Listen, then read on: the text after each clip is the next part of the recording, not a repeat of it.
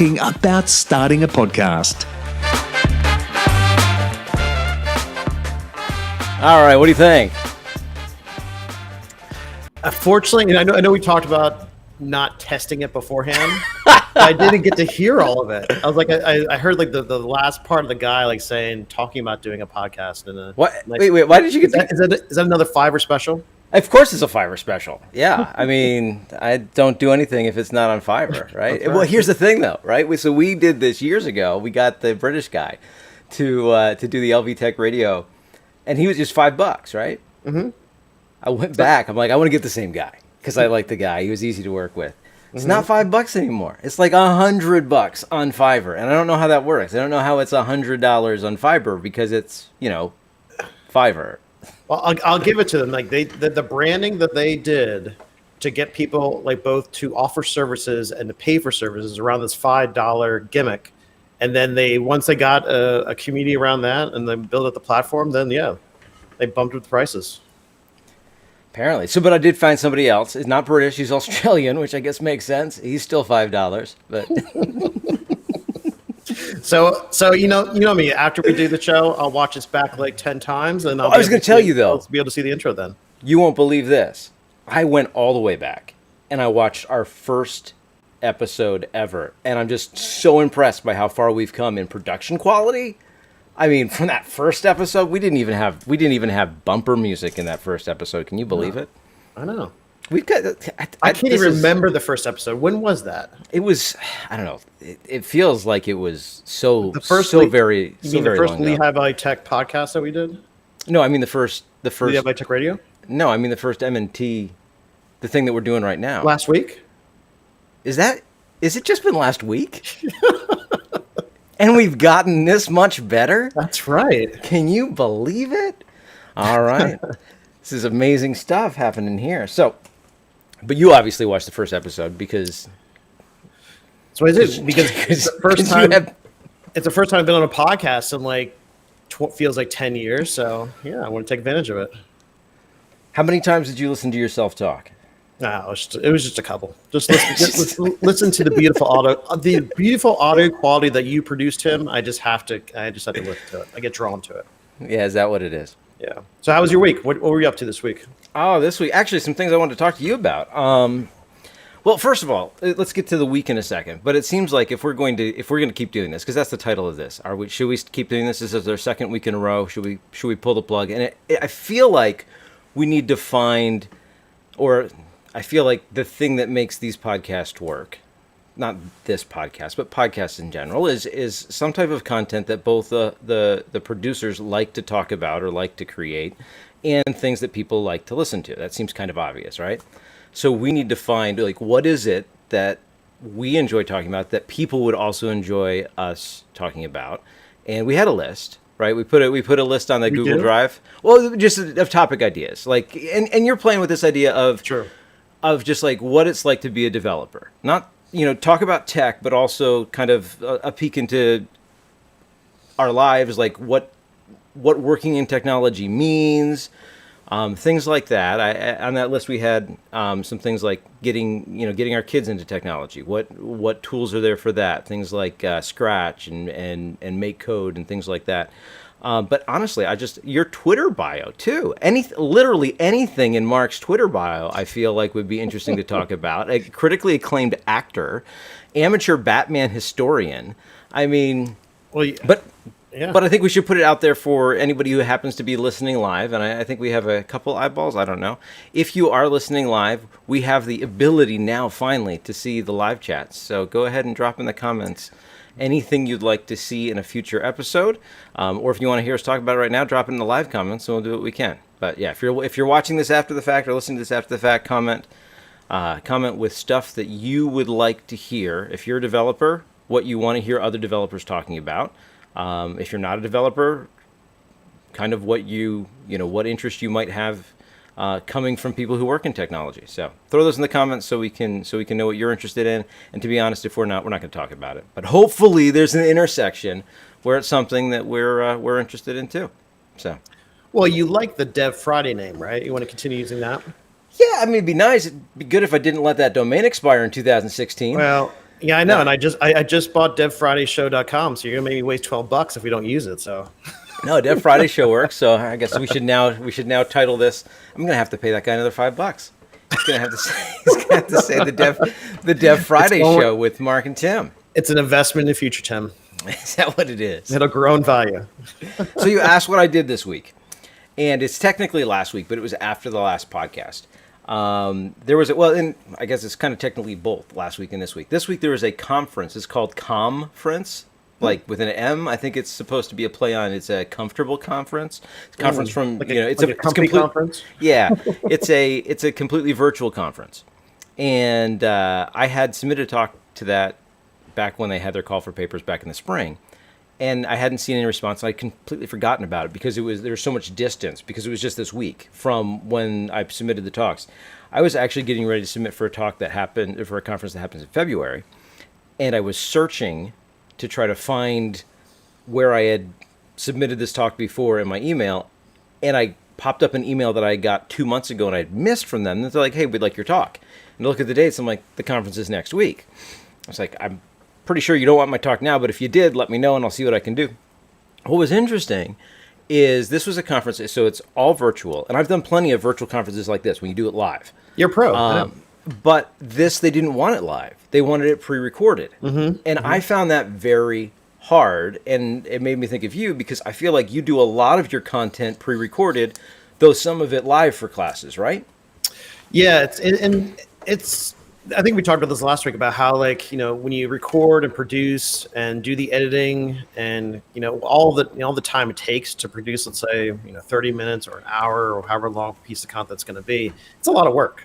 Yeah. Right. So the more efficient you can make with the processes in regard to just doing the recording, and if you do a little bit of editing while you're actually doing the recording instead of waiting till after the fact when you're going to be having to bring in Premiere or whatever editor you're going to be using, it's just a ton of work. So what I do is beginning of the week, that's when I usually do my lecture videos for my classes, because I teach. We're still a little bit remote. I teach probably about getting close to 50-50. We're being on campus and being remote, but I'm still doing lecture videos, and I'll still continue to do them even when we get back to campus full time, just because the students like to have that content just so they could reference it later on, and then especially if they're lazy and don't come to class, and then they want to watch the videos of what I went over. And I record all of my on-campus lectures now too. Kind of going through this process of being remote over the past year or so kind of forced me to use this process in all my courses, which I think actually has worked out pretty well. But it takes some time. Yeah, like I'll be Monday, Tuesday, I'll be probably recording videos for 3 to 4 courses. And then each course is anywhere between an hour to 2 hours long from a lecture perspective. So it's a lot of time. Yeah, and you said you try to make it so you're doing it with OBS like it's live. So it's not drop something into Premiere and then edit it like it's a video, like, you're not editing a movie. You're trying to create the content live in the form that they're going to consume it, right? Well, because OBS is great because you can set up different scenes. It's open source, which is great, and it's well supported, and it's been used. So many people use it. It has a lot of great community around it. But also, it's great if you just want to set up different scenes. So if I want to have a scene where I'm showing my whiteboard application, where I'll be kind of walking through a whiteboard either that I'm sketching out during the video, or I have something kind of a setup to just review, switching between like a full screen view of me or actually viewing like one of my editors, like either Photoshop or getting into, working a code editor, then I can just switch back and forth between them. So having different views with that, and also moving my head around the screen to kind of make it a little bit more, not just kind of keeping it boring by keeping just one view of the screen the whole time, and just trying to mix it up and do a little bit of editing here. It does add a little bit more to it. Because I do know, like we mentioned this last week, like once you record it and then once you have to edit it, that is such a huge weight. You feel like, I got to spend like an hour to 2 hours doing an edit, and then eventually you're not going to want to do the recordings. Yeah, I mean, I did a similar thing. It was with OBS, but I have an A10 Mini here.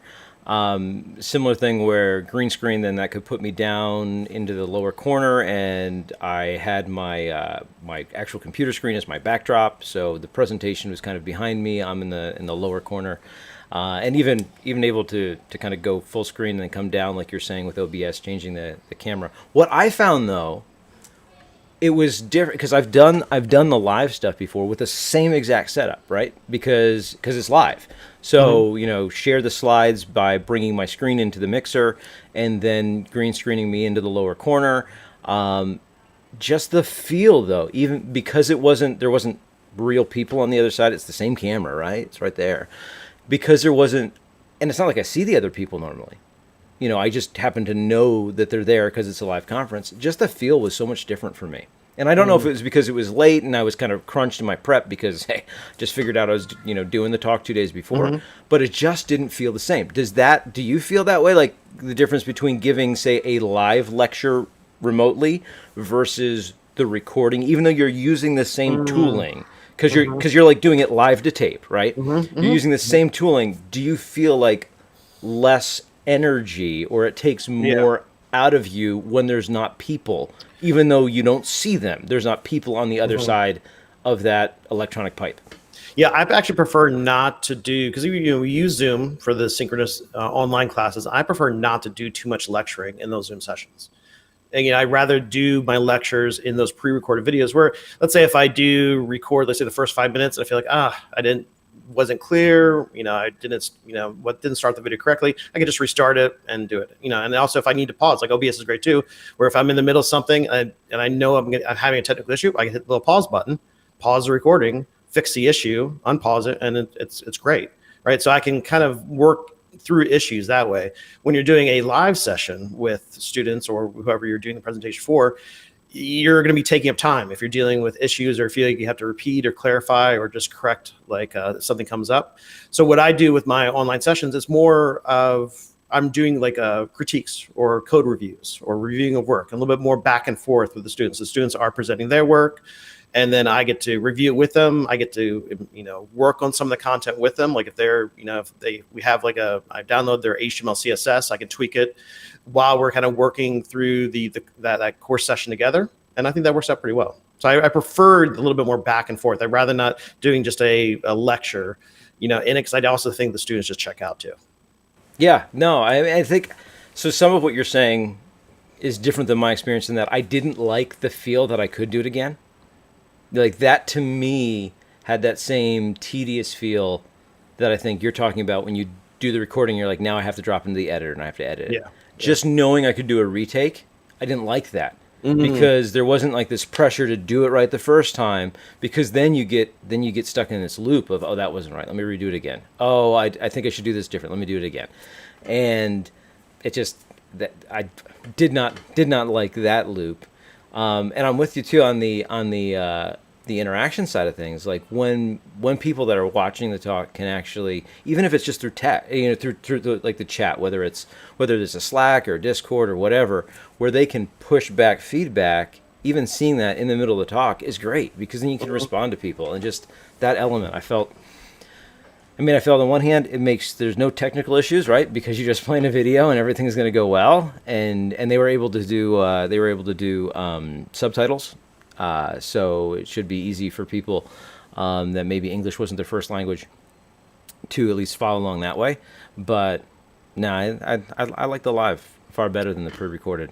So seeing where you're at, you're now at a point in your life where you are a professional, not only professional developer, but a professional presenter, conference speaker, TED Talker. One thing I was thinking about and talking to you about today was, I don't know if I've ever talked to you about, where did you get your start? What is your origin story? You know that, Tim, all great superheroes have an origin story. And I consider you are the Robin to my Batman.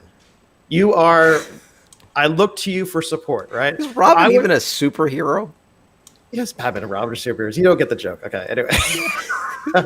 But anyway, I was thinking, I don't know if we talked about this in back in the day with Levi Tech Radio, if we talked about what was kind of your first experience with technology or your first programming language. Okay, wow. Where did you get your start? Wow, that's going way back. I thought it was going to just be like, what's with the long beard? How did that start? Well, we ended the last show with that, talking about your long velvety beard and it's kind of seeing the length of it, how like it's like your Samson hair that if you cut it, you're just going to lose your mental capabilities to program anymore. Won't be able to program. Yeah. The beard's gone. I can't program. That's just how it works.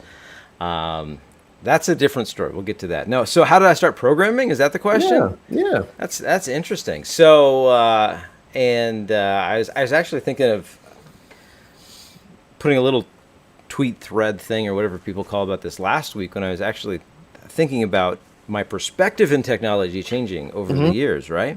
Because when I was a kid, I had an uncle who was a programmer, and I couldn't understand why he didn't have a computer at his house. He didn't have it'd be like, can I send you an email? No, he doesn't have email. He had work email, but no, he didn't have a personal email address. I'm like, how is this possible? Because this is when I'm a teenager and we're just starting to get email. That pretty much dates us, right? Like that's we grew up when email was becoming a thing. I started off. My parents got me an Apple IIc Plus when I was 5, I think. So that was a couple programs. Go to the Apple Store if you want anything because you can't get them from anywhere else. And you could see, at other computer stores, all this software that doesn't run on an Apple because you can only get Apple software from Apple. Why did you get an Apple instead of an IBM? I have no idea, honestly. Clone at that time. I have no idea. I'm just curious whatever my parents got. What drew your parents to buy that? That's what I was curious. I honestly don't know. But it wasn't. It was a couple, probably more than a couple years later after that. Then we did get our first IBM PC that was built by somebody that my dad knew.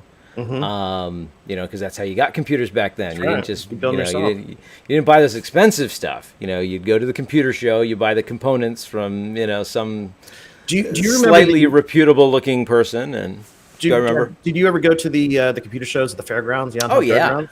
Oh yeah. That was one of my first experiences back when you could buy like games and very not safe stuff on floppy disks that they'd have in those containers, stuff like that.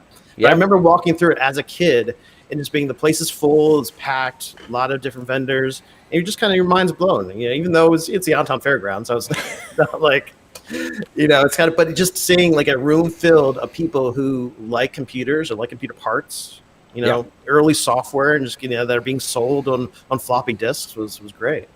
Yeah. So that was the second computer, was one that was built from somebody, I forget who built it. And that's when I started wanting to, playing those text adventure command line games and things like that.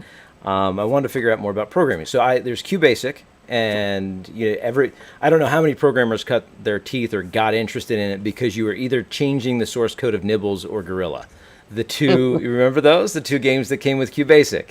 And you change it so the Gorilla would throw the banana longer or whatever. Or Nibbles would run fast, or your tail wouldn't get big. So those were the games that kind of got me. I can just change some of these values, and it makes the computer do different things. So that kind of got me interested, I think, a little bit in my first game was playing a Snake on the TRS-80.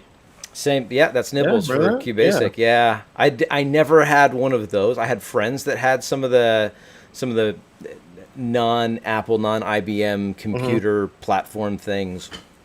But so I said my uncle was a programmer, and one year for Christmas, I want to say when I was about 10, 11, something like that, I don't remember quite when, he bought me Visual Basic.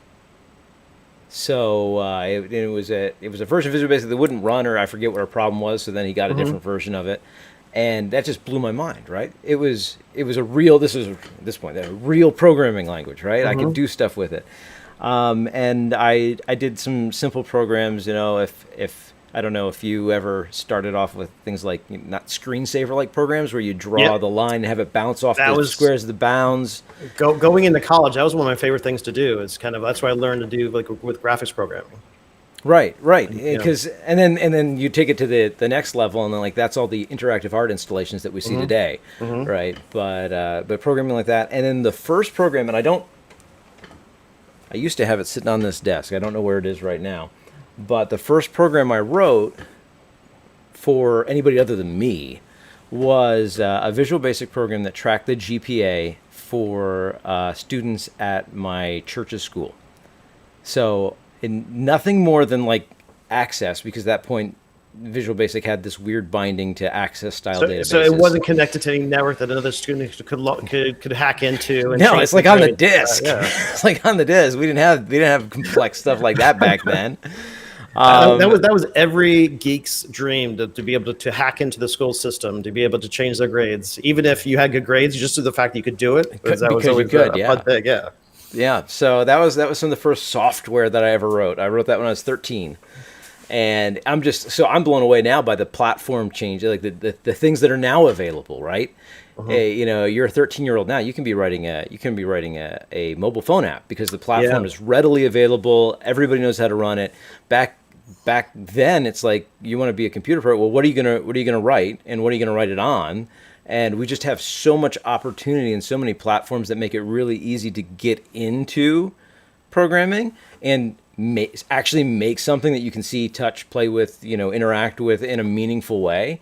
It's such a better opportunity for young developers now. And hopefully it doesn't sound like me being old and crusty and complaining and be like, back in the day we had to. Well, that's what I was thinking about this week. I don't know, for some reason, chatting with you last week, maybe start thinking about that. Maybe because we ended with your beard and thinking about how old you become. Wow. I don't even know your exact age. I'm going to be. I don't know my exact age. I think I'm going to be 44. Yeah. Really? Next month, 44. Yeah. So we'll put. Let's put this. We should put say this for your age? anybody who's watching in the live comments. Is Tim older or younger than Mark? And maybe we'll discover that in a future podcast. We'll see what people think. He has more of a beard than Mark, seemingly more gray hair. Haven't seen him without a hat unless you see me in person. Yeah. So maybe Tim doesn't have any hair. I'm just grateful that I have hair. My dad, he had the receding hairline, and I am thinning. But by the time he was 40, his hair was gone. So it was very, very light. So my grandfather was bald, and they say baldness skips a generation. Well, my dad's hair was so thin. That's the generation it skipped. So that's what I've got to look forward to. This is why the hat. Josh Miller says, "I vote younger. I think you both look great." Look at that. We have Josh in the stream. Look at that. We need to bring Josh on. If we decide that we open this up to guests, we need Josh. We need Josh to be the first guest. What do you think? I agree with that. But then we're going to have, there's going to be some jealousy there. I know. Anthony is going to be upset. Wayne's going to be upset. Wayne, he's not. Especially if we're going to be looking for funding in the future, Tim. We've got to make sure we keep everybody happy. Funding, yeah. Because we need to pay for the expense of whatever all this thing costs. But but the thing I was thinking about the other day was reflecting on just being so surprised that my uncle didn't have a computer. He worked on computers, but didn't have one that he engaged with every day. Like was he more at his house? Was he coming from the hardware or the software? He did a bunch of different things as far as I know. He was working at UPS at one point, and I think he was working on some of the embedded systems for the scanners and things like that. Okay. But definitely, when we talk about programming, definitely a lower level language than what. Or work than what I would normally do, right? He's programming on systems that are a bit more like a C type system, writing in those languages. I shouldn't say systems, writing those languages where I generally would be writing in higher level languages. But it just surprised me that he didn't have it as more of a part of his life, because at that point I'm younger and it's like, this technology is amazing, all that it can do. Yet I find myself now going, I can totally get that.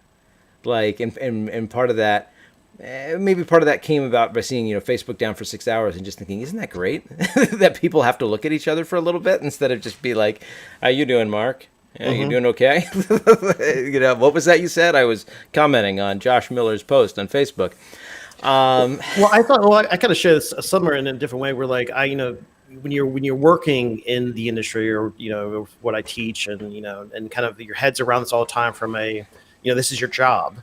It can be, it gets to be mundane or it gets to be a little bit tedious. And then you almost want to kind of step back for technology, or you become like me. I get older and I get jaded, right? So I started to become an old cranky guy about technology. I delete all the apps on my phone. I make sure That's right. make sure nobody can contact me. That's what you turn into. But the reason why I wanted to do this podcast with you was to do something fun, do something creative, fun, talk about the fun parts of technology again, and share what we're working on and what we're doing, what we're thinking about, and to make it enjoyable again. Because I think if you lose that, what you're talking about, if you lose kind of that love of it in a sense, or that interest, because as kids, like I said, you're drawn to as a kid, right? You played games and think about how you can modify the games and how you could use this tool to either change things or create things. Right. It became a powerful thing for you, right? So I think as we get older, and because we've been in this for so long, and think about that, I made a comment too on Twitter today, think about how long have I actually been working with HTML? Because the whole HTML decoding controversy this week on Twitter was funny, but also made me think about, wow, I've been doing HTML for like 30 years. Because think about where I started from, where like I had always around like the green screen, black and white CRT display. From the TRS-80, I think was the first. Also like the Tandy. Remember the Tandy computer? You could plug in the TV. Yeah.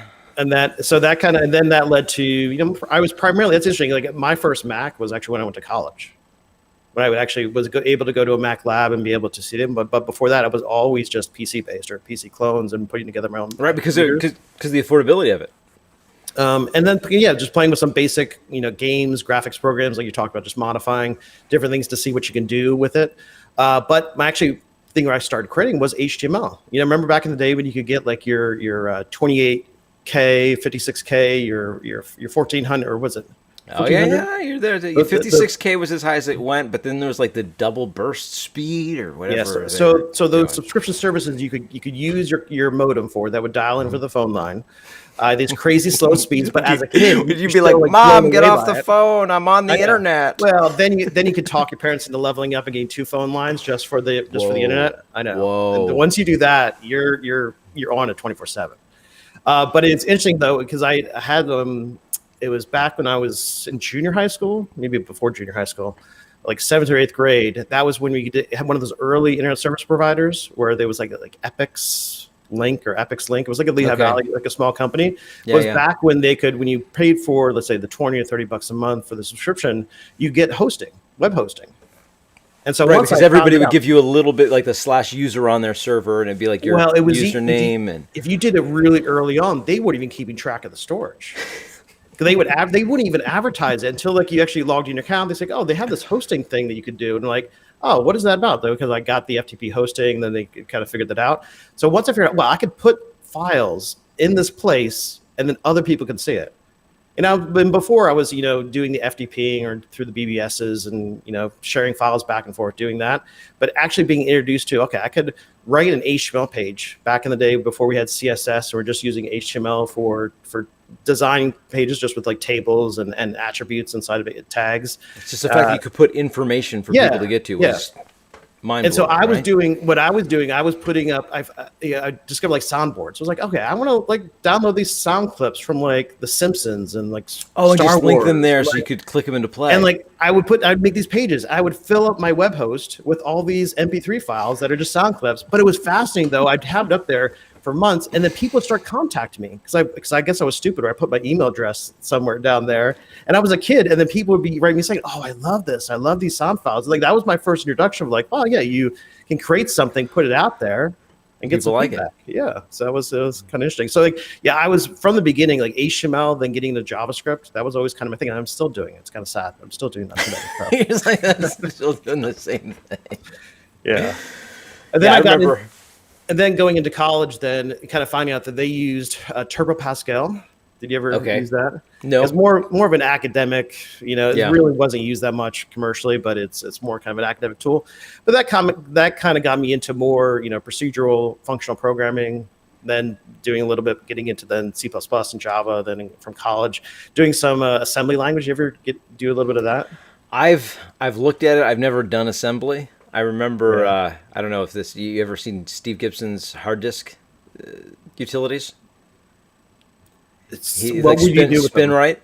Yes. But his big thing was he would write them in assembler, but they would run on Windows. I'm still not even sure I understood how that all worked. But do you know the game Roller Coaster Tycoon? Yeah. that's written in assembly too. That's like, it's fascinating that the programmer wrote that in assembly, and that's why it was always really efficient. It could run on pretty much anything.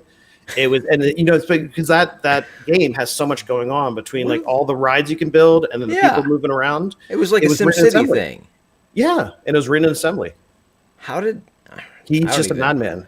I'm trying to think, like, I think it's Chris Sawyer. I think if you look at him, I'm trying to think of what that would take to.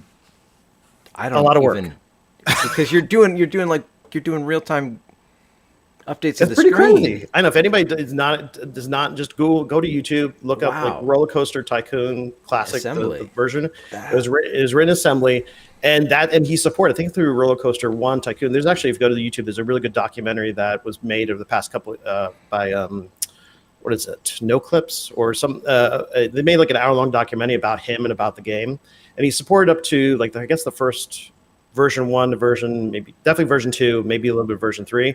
But then he's not really doing much. Like he kind of stays out of the limelight now because he was like back in the day, like that was a big hurdle of him making a game that became like so popular, and it could run on pretty much anything. And it kind of showed how much you could do with programming from a games programming standpoint and make it very, very efficient, but do it in assembly. And it's kind of crazy to think about.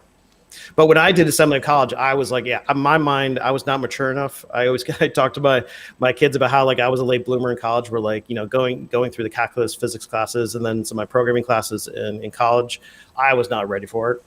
Now I'm fascinated by those things and go back to them and kind of just do little experiments here and there to kind of see what I could do with those lower level languages. But back when I was in college, it was pretty challenging. So yeah, no, I mean, so yeah, I similar perspective, only I've never gone to college for software development.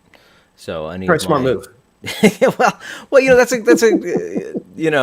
it's an interesting perspective, right? like it seems to me we're generally speaking not teaching software development in a way that is practical for people that want to actually work in software development and not work in academia doing software development. That's from the outside looking in, that's kind of my perspective.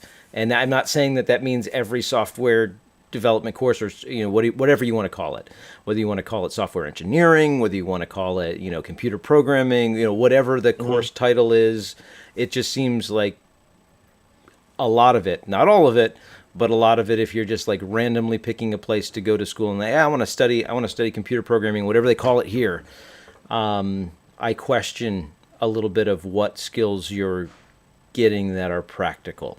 But well, it's yeah, I would agree that that's why I do like that's why I'm at a community college. That's why I like this type of program that I'm in, because I try to focus all of my courses in a professional way, like a professional. Right. Like, these are the types of technologies you're going to work on. That's why we talked about last week. I keep redoing my content each year, just because I want to kind of see what the industry is doing, and then be able to kind of, you know, bring some of that into the classrooms. I feel that's really valuable, because especially students are only coming to school for like, say, 2 to 3 years max, you know, at least in my program, and they want to move on and then get like an entry level job. Well, what are the skills they need to have in order to get that? And so I try to do my best to try to help them to get that point. If you go to a 4-year university and you want to get a computer science degree, well, you could do a lot with that. And I think from a theory and a kind of also training your mind to think like a programmer, I think is a valuable thing that you can do it. And some people, they learn better in a classroom setting. There are self-learners who could just, you know, either through just online videos or books, and they could just teach themselves, you know, how, you know, to learn something. But then there are, you know, students who learn best in a classroom or learn with other classmates in that setting. So there's value in that. But it is too expensive. That's what I'm saying. It's, if you don't have to do it, it's probably might not be the best choice, especially because programmers and even designers are so in demand. And if you could build your own portfolio, you know, make your own games, you know, prove that you know how to program, you can get a job. So yeah, and I think a lot of that, a lot of kind of the programming theory, I may be wrong, and this is, again, you know, so I didn't go to college for any of this. So that's why I'm a little cautious about stating my opinion, you know, too forcefully, right? Well, that's the purpose of the show, though, Tim. You should be stating it forcefully. I would have put you Right. on the So, spot. so Mark's job's worthless. Hey, I get paid. Did I talk about? I get paid to learn. Right? You get paid. Yeah, that's what you talked about. Why That's what I'm you in the talked about position, last but week. Yeah. But it seems to me that like a lot of the theory that may come out of a computer science course is more understandable if you're already a developer trying to True. solve problems. That's Because a lot of it's like true, it's this yeah. theory, and you're like, okay, that's a cool concept, but until you're like face to face with understanding why, because you've written yourself into a corner with your code, and you're like, oh, now I understand why people say that I didn't really understand until now, and I that's been true of my career projection. It's like I understood these concepts a little bit, like as to why you might want to format your code this way or use this design pattern. But once you're in there and you're like, oh, not just with like these are animals and we're going to show object inheritance using animal, not that example code that fits so well into illustrating how it works but doesn't show you why you would want to do it. But when you're in the real world and you're like, oh, now I see why this is important, because this is a very real problem that I am actually trying to solve right now, and this thing fits it, then it really clicks. Yeah, having experience and context is, you don't understand that till you get later in life, and then you've gone through some pain by working through projects or on a couple jobs, and then you go back to saying, oh, when I had the time, my job was really just to learn that theory or that that process or that language, that syntax or whatever it is.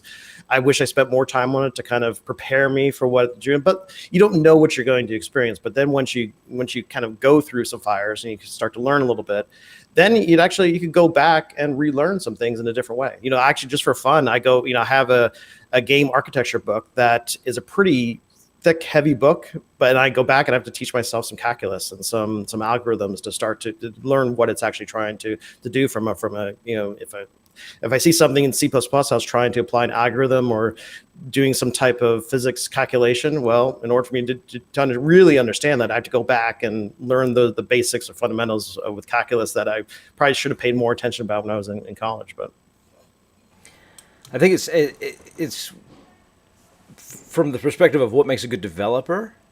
Like if you wanted to interview someone, a good thing, I don't know if it's even practical to be able to do, is to find something that they don't know. Whatever it is, find some computer topic, pattern, whatever they don't know. Feel like you've got a day and you've got Google. Come back and tell me how it works as much as you can in a day. And if they can actually come back and articulate, oh, I've realized this, I've realized how this works, I've realized how these pieces go together, that's a good developer. It doesn't matter whether they knew it already, but if they can go read about it, delve into some example code, understand it a little bit, and then come away and meaningfully at least be able to say, I have an idea of how it works, and let me try to explain that to you now. Then I think you found someone who's a good developer, regardless of whether or not they know how to do the thing that you need them to do right now. Because the point is, can they figure it out? Can they break it down and then internalize it and then be able to practice it? That's what being a developer is. A developer isn't knowing everything about everything. The truth is, most of our job is Googling stuff, right? Well, maybe for you, Tim. Yeah, I'm the pro here. That's right. Mark doesn't use Google. He uses DuckDuckGo. That's true. I do. Got to be concerned about your privacy, Tim. But I agree, because how you can assess somebody how they solve a problem. That's such a valuable skill to have. That's why I tell my students too. It's like, don't worry if you do not, like, if you're faced with a problem, you don't know what the answer is. It's the process. You have to learn the process of helping yourself to find the solution, to go down that road by looking, getting a little bit of code in there so you could get it running, run the compiler, or get into a browser so you can actually check the console, so you can actually see what the error is, what you did wrong. If you don't understand the error, well, Google the error, right? And then like we talked about last week, there's probably, there's always going to be somebody who's solved the problem in the past. So you just need to kind of figure out ways to kind of get you to the point where you can learn how they did that. Yep. And I was going to ask you something. I was going to say, that's so much what development is too. This is what I was going to ask you as you're thinking about. So if you think about if you want to hire somebody, an applicant, you're giving them a problem they don't have. Were you ever faced with in when you're applying for a job, for doing like a programming exercise, a programming test? Were you ever faced with that? That's an interesting question because whether you want to say fortunately, unfortunately, no, not really. Were they just looking at previous code? That's why. Well, for the majority of my career, I've been a contract developer. So I'm going into clients with this, you've got a problem, I'm going to explain to you how I'm going to solve it. And one of the best advice I can give to someone who is, say, bidding on project work, and again, mine's a little different than others because depending on what type of project work you're doing, if it's more like what would be referred to as agency work, where it's build this page off of this HTML, or this image, slice it up, make it work, make it take a form, and accept some information. Your interview is going to be completely different. That was not my specialty. My specialty is we want to do this thing that we don't know how to do. And some type of integration with another service or it's very much code and not design heavy was the type of jobs that I'd be applying for. The best advice I could give was to actually just tell them how you're going to do it. Don't try to be reserved about that. Say, I'm going to use this to do this. I'm going to use this technology. I'm going to use this framework. I'm going to use this technique. I'm going to use this API. Whatever it is, spell it out. Explain to them how all the pieces go together. Because the worst thing that's going to happen is they're going to take that and be like, oh, now we know how to do it. Let's find someone cheaper to do it. Great. If that is the mentality of that client, you probably don't want to work for them, right? Yeah. But the what generally happens then is once you've explained all that, you know what you become? You become the bar they compare everyone else to. Because someone else comes along and says, I'd like to do this job, and they start asking questions like, well, would you use this or this? Because, this other contractor said he'd use this. Oh, well, I might use, and then you, or maybe they know exactly, maybe it's another contractor who doesn't know exactly what they're going to do and says, well, yeah, that sounds like a good idea, or you could use this technology and that technology. But when you're trying to differentiate yourself, especially in the contract development space where there's a lot of, say, low bid, where people are trying to race to the bottom, just giving away, this is how I'm going to do it, it helps because it differentiates you from everybody else in that, in the list of people that are applying for the contract. And so a lot of my clients were people that are saying, I have this job, and either it's word of mouth, they came to me because somebody else referred me. At that point, you're not going to do a test. They're coming to you because someone else said, oh, you have this problem, you need to hire this person to solve it. Have anybody asked to see previous code that you've written? Do like a code review? I don't know if anybody's asked to see that. Now, I have done some interviews. We talked about those in Alfie Tech Radio the time I interviewed myself. Maybe we'll retell that story on this podcast someday. But I've done some interviews. But yeah, it was never in the situation where I had to do, say, a live code example that I recall.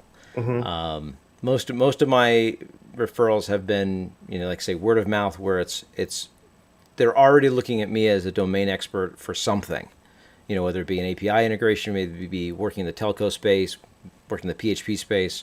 So I'm coming in almost pre-vetted. Not a fan of those, honestly. The take home, do this code assignment. Yeah, it's interesting. Yeah, because in my applying to jobs, I've been faced with pretty much everything. Where initially when I was applying switching from a developer role to a designer role, and so I was applying to a few design positions, they were giving me work to saying, okay, well, this is a type of project that we work on over the weekend, do it. And at first I was like, happens to be something the client needs by Monday. Like, so yeah, well, that's kind of what it was. It was like I interviewed with them, the interview went great. They're saying, well, okay, you are on the top of our list. There is this other person that we're looking at too, and we're giving him the exact same task. So we want you to design this one web page. It was actually for like a car part manufacturer company or something like that, based out of Quakertown. I totally don't remember the name of it, but it was kind of weird. But I was kind of into it because they actually built and sold like performance car parts. Oh, nice. So so I'm kind of into Fast and Furious and those movies, and I was like, oh yeah, that's kind of a fun job to have. Like start designing the form. Next thing, I'm on the computer doing the nitro stuff. It was weird too because like they didn't have any. They had a small marketing department. They didn't have any designers. I think they pretty much just contracted out for all their work, and they were looking to get an in-house designer in. And I was very young at the time, so I was kind of like, yeah, this is kind of my first design job. Why don't I just try to go for it? And they faced me by saying, you have to do this. And I was like, I just felt uncomfortable, felt weird about it. Yeah. Not that I couldn't do it, because I was like, I was planning on doing it, but I was like, nah. It's like I just passed on because it just felt weird, because especially after I didn't go into the interview knowing that was part of it. I think that was the big thing. Or if they would have told me before I even interviewed with them that this was going to be part of the process that they were going to do, I probably would have thought about it more. Maybe I would have been more applicable to it. They just kind of threw it on right at the end. And that's why it was just a little bit uncomfortable with that. But yeah, I've also interviewed for programming jobs where I've been faced with like a whiteboarding or a programming problem. Whiteboarding interviews, that was actually fine, because actually I'm good working one-on-one or one with a couple people and kind of working through problems. I actually like that. The thing I didn't like was when they just put me in a room with a piece of paper, gave me a problem, and then that I've totally failed at. Were they actual computing problems, or was like silly questions like, how would you figure out how many people are in New York City? It's totally abstract. It was like, like the two trains coming from two parts of the country, coming together at different speeds. They're going to be making some stops, taking some passengers here and there. How do we keep track of this? How fast, time of the arrival? Those types of questions, right? That was basically what it was.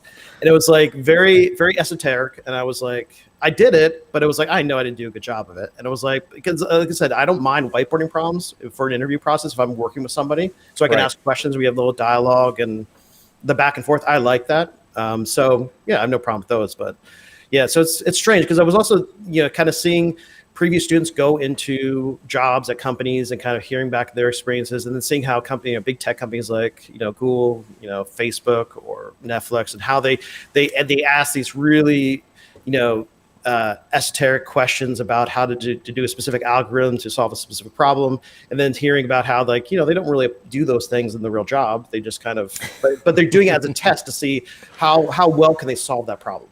Right. How can they work through the issue, which goes back to the fact of like, if students can learn how to, if they spend time going through 4 years of school, well, if they going through that 4 years of school, if they can learn how to solve problems and be able to kind of to think through these issues and to kind of work through, the code or whatever they're trying to solve, then I do think there's some value in that. But I do think that the process of how we kind of hire, is kind of, it is what it is. But yeah, the thing in some of the limited interviews I've done, at least recently, I haven't done many interviews recently, but the process I like is showing code and saying, what would you change about this? What do you see? Because that to me, and because when I'm, I'm tending to interview more senior level developers, and it's not just the, hey, make sure they can write code before we hire them type of a thing. It's more of a, are they're advertising themselves as a senior level developer. So that's what you're going to need to do. You're going to be able to look at code and say, well, not so much does it work, but what are the problems here? What are the trade-offs? What could we change? What couldn't we, what shouldn't we change?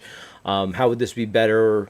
Questions like that. So show actual code examples, and with that open-ended question of, all right, you're seeing how this code works. Tell me what might be something that we should change. Tell me what might be something that we should improve. What would you do differently? Or how would you accomplish this? There's like a missing part right in the middle. Like, how would you accomplish? You don't have to do it. Just walk me through, what would the parts be that would go here? Yeah. And I found that useful in trying to kind of identify, are they at that level or not? Which that's one of my favorite parts of teaching. Like, I love doing code reviews, doing critiques. Like, that's my favorite thing. Like, getting them to the point where they can actually produce something through the lectures or through when I'm presenting in class, and then get them to actually do it, at least a version of it, so that they can show it, they can present it. Because I think presenting your work, talking about your work, even just acknowledging the fact of like, okay, it was incomplete or you had major issues with it, and then talking that through with them and say, how would you improve it? How do you solve this problem in a different way? Or how do you write the code different? Or how do you establish this visual hierarchy and this layout that you're trying to do for this design? And just working through that with them, I think is such a valuable experience. I don't think really students really appreciate it till after the fact, till after they get done with the course or get done with the college. Because when you're in the real world, you're showing your work, presenting it to a manager, boss, or to a coworkers, peers, whatever. Anybody, you're going to need to defend it in a way. You need to explain it, right? You need to kind of just talk about it. Also, if you get revisions, you need to be comfortable with, working through those revisions and applying them. So, I think that's another skill that if you can develop in college, I think it's a valuable thing to have. Yeah, for sure. I mean, from our perspective of the devs team I work with, day to day, code review and that process, adding a more peer-driven code review where those are the questions that are asked. Why'd you do it this way, or what do you think about doing it that way? I think has not just improved our code, but improved our developers. What do you think about a code review podcast? Would that be too boring? Where we just review other people's code? From audio perspective, I don't know how that would work, but it could be useful. We're using this new Ustream web application that's allowing us to kind of share screen. It's not even the thing we're using, but that's okay. What are you talking about? I'm looking at it right now. It says Restream Studio. I thought you said Ustream. Oh, sorry, Restream. Yeah. Which was something else. I think. Yeah, that's what we years used ago or something. Right? Yeah. Yeah. But thinking about this application, how we could switch different screens and different applications, and we could do some code review. I don't know. That might be an interesting. So let me just hit a button here and say a thing. So if you like that idea, definitely. I'm going to point down. Isn't that what the YouTube people do? Point down. I don't know, wherever the comments are. Are they that way now? On the other side. Over there was over there last time. I know. But leave if you'd like to see Mark and I delve into some code and kind of tear it apart and look at it and say what could be better. If that's content you think would be nice, let's tell us in the comments. Do you think there's something there? Because like I talked, one of the desires of doing this with you, because the front end and the back end, right? Yeah. Making the full stack, bridging that gap. Right. And I think if people could get comfortable, I think that's the other thing I try to convey to my students who are primarily design students. I force them to learn HTML and CSS and a little bit of JavaScript to show them that it could benefit them. But really they are designers. But I said, okay, even if you could just have a good idea of just how to communicate, how to look at the code or just with another developer and just kind of talk about it and just have some level of understanding, I do think that's viable. And I do think, if front end developers and back-end developers can get more comfortable kind of talking about, the similar problems and how they would solve it. Yeah. Especially how, if I'm doing something JavaScript and you're writing some PHP API, we talk about the integration between the two. That could be kind of interesting. That's where it's all going too, right? Like more and more code is less and less server built page that's shipped down over the pipe to your browser, and more code is, you get an initial page shipped down to the browser, but then the rest of it is all communication via Ajax like calls, especially some interesting things that changes to the HTTP protocol allow now. And like when you're looking at React or Vue, they all have this something there to say, I have my local data model, right? And now it's been updated. I need to make sure everything that uses it updates that too. And how does it get updated? Well, it probably gets updated by either the web page going out and grabbing new data from an API and saying, I've got new data, update that in my local model, and I expect those changes to ripple down to the UI, or something got pushed to it, like a Firebase pushes a fragment of data there that changes the state. And what's really cool is like when you think about back in the day, remember when we had all these MVC frameworks, and it was like model view. Well, this is more of the actual paradigm of MVC. It's true that Xerox came up with when they were defining what an MVC architecture was, with your JavaScript being your controller, your API being your model, and your view being the web page. That's more like MVC than anything we've seen out of a server-side rendered framework that calls itself MVC for sure. So is that what you're seeing in the PHP community, where it's, because you said the MVC frameworks or the large frameworks were trying to solve both problems, both the server-side rendering and the for sure. There's totally a move to. So is there more of a separation now? It's more clear now. We're pushing, why, there should be specific use cases you should be doing server-side rendering, but really majority of you should be just doing some static JavaScript endpoint, integration. Yeah, there's for sure a move there. You see the Laravel community embracing Vue wholeheartedly. You see more and more frameworks focusing on HTTP handling and less on templating.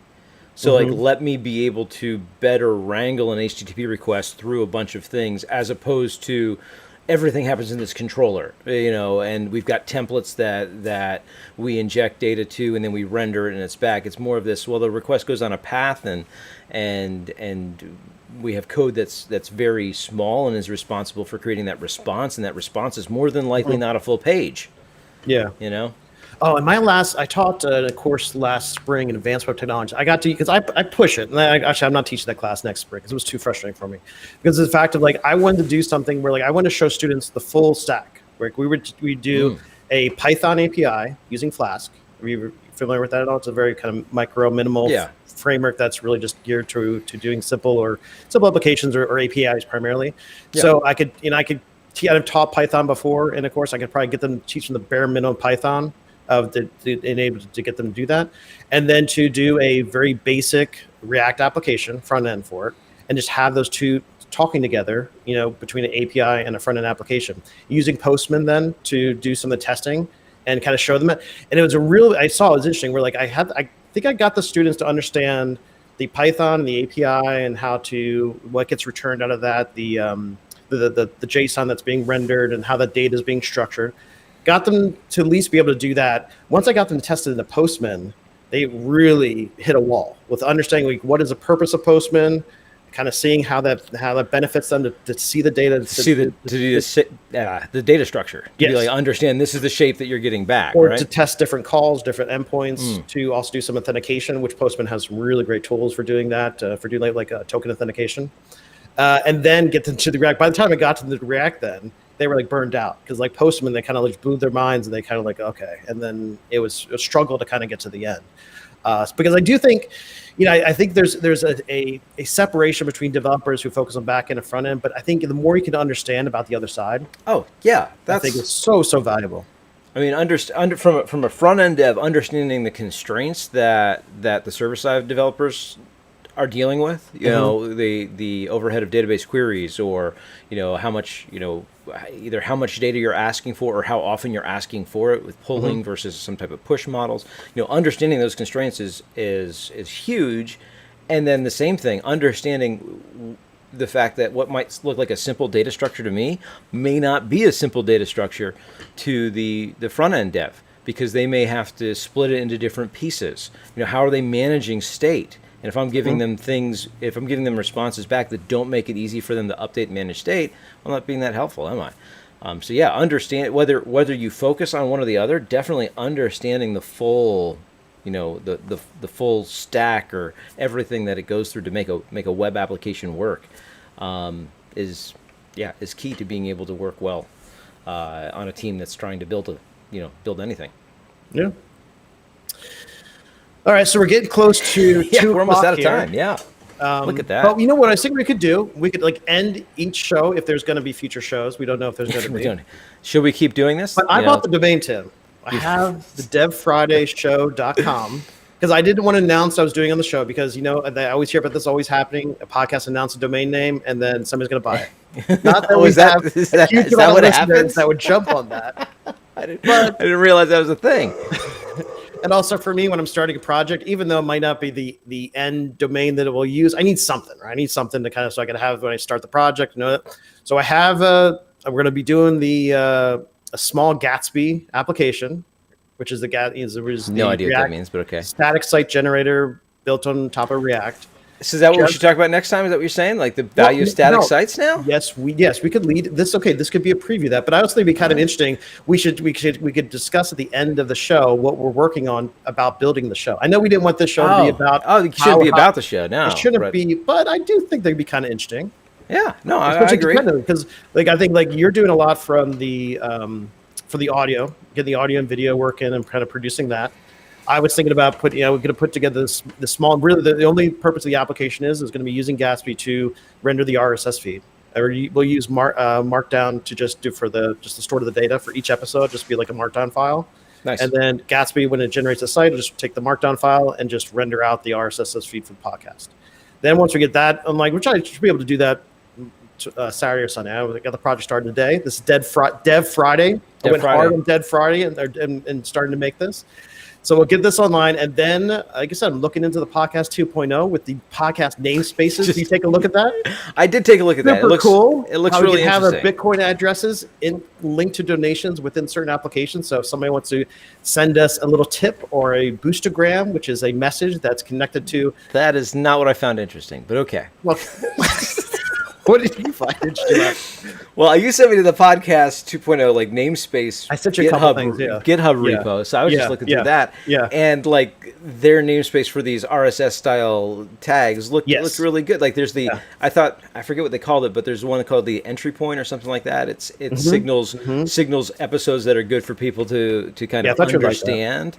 And some of the other, they have the live, that's still in discussion is how to communicate the live link. But that to me is amazing, because if we can in an aggregator people to be able to know, oh, they're going now, I want to listen or watch live. I thought that would be great too. So yeah, I think it's really, because like I said, it would be cool if we could have then turn the site, this dev show, devfridayshow.com, where this is just going to list the podcast feed and be able to have a dedicated link for that. But then to have, if we could take what's coming out of Restream, embed it into the page. Yeah, for sure. And then have that also when it's reading the feed of the RSS feed that can be updated through these different applications. So if somebody's listening to our podcast live, like I said, it's still in discussion, but if it gets to that point, that'd be kind of cool, where then they make a comment, it gets put back to the same feed in a sense, but then we can see it on the screen and kind of see that interaction. So that'd be nice. So I don't know. It's kind of interesting. Like I said, I needed a project. This space has been interesting to me, especially as hearing about Podcast 2.0 and seeing what they're trying to do with it. And I think that having something practical. I need a project around it. Right? I need to make it fun. I need to make it practical. I'm dragging you into this, but I think it could be interesting. All right, so next week we talk about static sites, maybe, or something else. Like I said, we're talking about Vim. You want to talk about Vim? Oh, that's on the list too. Vim versus what do we use? Like PHP Edit or something? I don't know. I use PHP Storm. Storm. So I have no idea. we've got a minute here. We've got a minute because the music has started. Even though I just started it, so it's not like we're on a schedule. But we got a minute left. Do you have a visual and edit mode in PHP Storm? A visual edit? Yeah. What do you mean? We're gonna fly around the keyboard, Tim. That's how you be a super programmer. Can you do that? Fly around the keyboard? Yeah, with your keystrokes. You mean like, can you put it in Vim mode? Yeah, you can put it in Vim mode with all that kind of fun stuff. But actually, I have that's what we could talk about. I have some crazy gaming mouse that the only thing I use it for is so I can reprogram the buttons to do things. That would be fun. So I like that. If I want to go to the declaration of a function, I just hit a button. Yeah, get some pictures of it. You should draw little lines of how those your little buttons of the mouse are mapped to different functions of the computer. That'd be awesome. Do that. All right. Okay, so I think the thing we're supposed to say is like, comment, subscribe. See you next Dev Friday.